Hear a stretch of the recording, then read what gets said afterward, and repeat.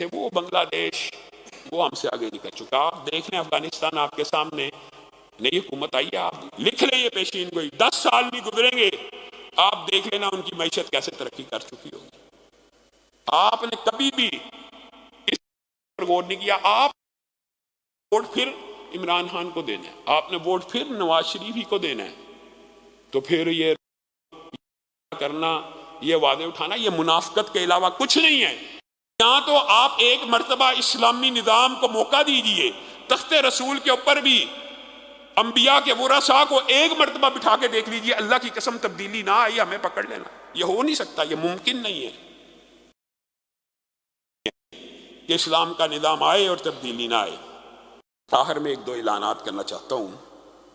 एक तो हमारे भाई हैं, इनका है रिजवान शहबाज साहब, उन्होंने दुआ की अपील की है, अल्लाह ताला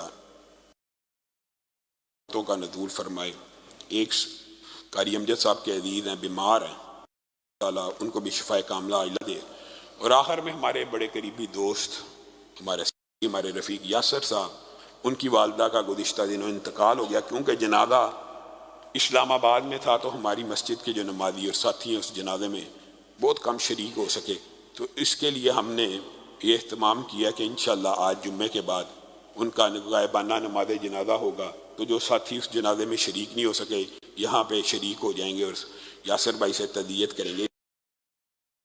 इजाज साहब हैं, उनकी वालदा का भी इंतकाल जनाजा इसी मरकज़ में हुआ, लेकिन जो साथी उनके जनाजे में भी शरीक ना हो सके, इंशाअल्लाह गायबाना नमाज जनाजा बाद अदा किया जाए।